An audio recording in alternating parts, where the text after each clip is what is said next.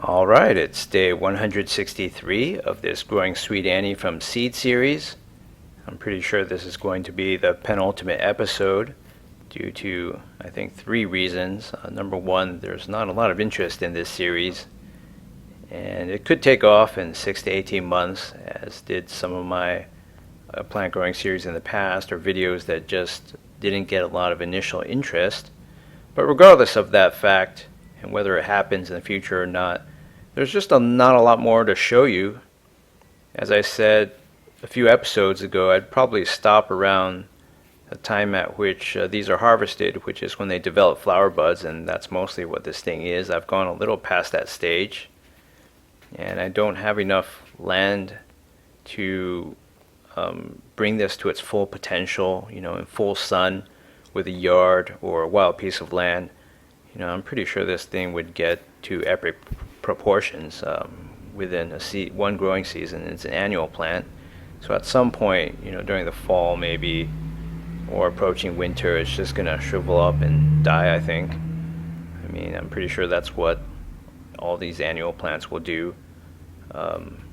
Not sure if there are annual plants that can go on for more than a season if conditions are right.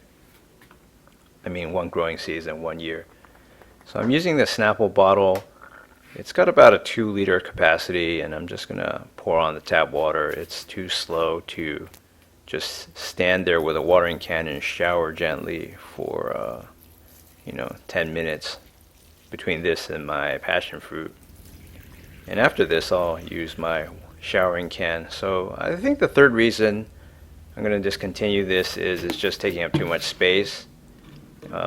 Again, the passion fruit vine is taking up a lot of space, but I can keep flinging those offshoots off the rails, and it looks pretty from the outside, so there's no real problem. It's getting lots of sun. This is just very restricted, and it's also restricting my space. So, to remove this would be a pretty big relief, actually, I'll admit. And although I don't have something immediately lined up, pretty soon I will. I threw a bunch of seeds in that failed mango seed pot, so that could happen in just 2 weeks. Then at least I'd have a lot of space to operate on this balcony. So you can see all these little black ants flooding out. These once infested my kitchen, although they're never in very great numbers. They just number like 10 or 20 here and there. I have no idea why they try to nest in there. It's just a tray that gets flooded with fertilizer runoff every few days. Sometimes every day or every other day. So apparently the fertilizer doesn't do anything to them, and they've found something of interest in there, although I don't know what it is, except for the fact that maybe they're drinking the water. Alright, so thanks a lot for watching this. There's going to be one more episode. Remember to check out my Facebook fan page.